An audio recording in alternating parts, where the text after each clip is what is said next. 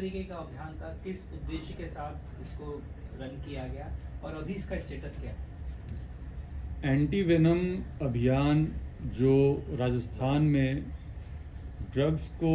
के सप्लायर हैं उनके खिलाफ चलाया गया आंदोलन है। इसका नाम एंटी वेनम इसलिए रखा गया चूँकि आज के टाइम में ड्रग से बड़ा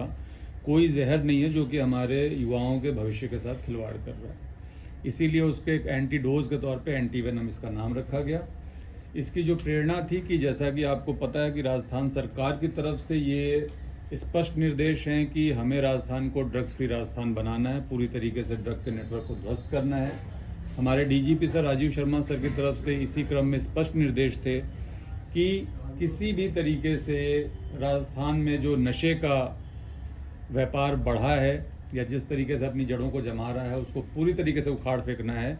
और हम सभी को मिल करके इसके लिए आप जानते हैं कि एएनटीएफ जैसी ऑर्गेनाइजेशन भी बनाई गई और उसके अलावा सारे डिस्ट्रिक्ट सारे अधिकारियों को मिल करके इसको पूरी तरीके से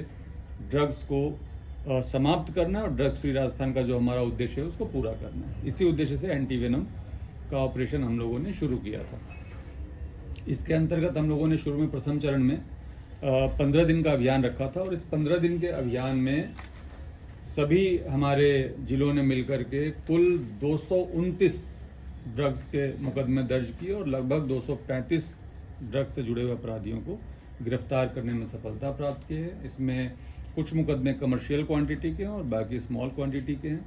लेकिन इसका फ़ायदा ये हुआ कि बहुत बड़ी संख्या में हमारे पास वो डेटा आ गया है कि कौन से लोग ड्रग के काम से जुड़े हुए हैं हमारे रेंज में, और उस पूरे डेटा के ऊपर काम करके हम लोग अभी इसका द्वितीय चरण प्रारंभ करेंगे, जिसमें कि जो इनके सप्लायर्स थे जिनमें ज़्यादातर मुकदमों में उनको नामजद किया है उनकी धरपकड़ के ऊपर पूरा ध्यान दिया जाएगा। उसके साथ जो इनकी संपत्तियां हैं उसको 107 BNSS के तहत जब्त करने की कुर्की कार्रवाई की जाएगी और जहां पे लागू होता है वहां पे 111 की धारा ऑलरेडी हम लोग लगा रहे हैं, उसको यूज़ कर रहे हैं। 68F NDPS है जो कि ड्रग के व्यापार से कमाई गई अवैध संपत्तियों को सीज करने की प्रक्रिया को बताता है, उसका भी प्रयोग इसमें किया जाएगा। इसके अलावा जो दूसरा चरण हम लोग शुरू कर रहे हैं उसमें पहली प्राथमिकता सप्लायर्स को गिरफ्तार करने की और दूसरी प्राथमिकता हमारी वही है कि जो लोग अभी भी ड्रग्स को बेचने का काम कर रहे हैं उनके खिलाफ मुकदमे दर्ज किए जाए, उनको बंद किया जाए। तीसरे चरण में हम लोग जो कर रहे हैं, जो तीसरी प्राथमिकता वो ये है कि जो लोग ड्रग एडिक्ट थे और प्रथम चरण में चिन्हीकरण करके माता पिता के सहयोग से उनको डी एडिक्शन सेंटर्स में एडमिट कराने का निर्देश दिया गया था, जो लोग उसमें सहयोग नहीं कर रहे उनके खिलाफ भी अब कानूनी कार्रवाई की जाए और इस चिन्हीकरण को और विस्तृत रूप में बढ़ाया जाए। अगला इसका पार्ट अवेयरनेस का है और जन सहयोग का है, जिसके अंतर्गत हम लोग अपने जो एजुकेशनल इंस्टीट्यूशंस हैं, कोचिंग संस्थान हैं, हॉस्टल्स हैं, पीजी हैं, जहाँ पे कि इस तरह की शिकायतें आजकल बहुत मिलने लगी हैं कि बच्चे जो है नशे की जद में आ रहे हैं। चूँकि माँ बाप ने बड़े सपनों के साथ उन इंस्टीट्यूशंस में इनको भेजा है उनके भविष्य को सुधारने के लिए, और वहाँ पे अगर वो लोग इस तरह के नशे की लत का शिकार हो रहे हैं तो मैं मानता हूँ कि उन इंस्टीट्यूशंस की भी बहुत बड़ी जिम्मेदारी है कि नशे के खिलाफ इस राजस्थान सरकार के युद्ध में, राजस्थान पुलिस के युद्ध में अपना सहयोग दें। और उसमें पुलिस अधीक्षक महोदय को मैंने निर्देशित किया है कि वहाँ के इंस्टीट्यूशन से बात करके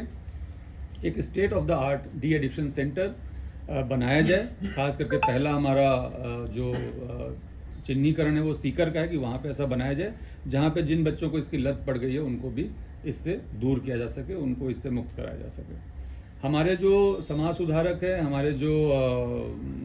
धर्म प्रचारक हैं, हमारे जो धर्मगुरु हैं, उनसे भी हम लोग निवेदन कर रहे हैं कि वो सब भी उनसे जो जुड़े हुए लोग हैं, चूँकि बहुत बड़ी संख्या में लोग उनसे प्रेरणा ग्रहण करते हैं, बहुत बड़ी संख्या में लोग उनकी बात मानते हैं, तो वो लोग भी सबसे ज़्यादा फोकस जो है अन्य चीज़ों के साथ साथ नशे की लत से दूर रहने और अगर कोई उसका शिकार हो गया है तो उसको छोड़ने को लेकर के ज़रूर करें। इस विषय में सभी से व्यक्तिगत तौर पे भी हम लोग संपर्क कर रहे हैं, उनको पत्र भी लिख रहे हैं और उनसे बात भी कर रहे हैं।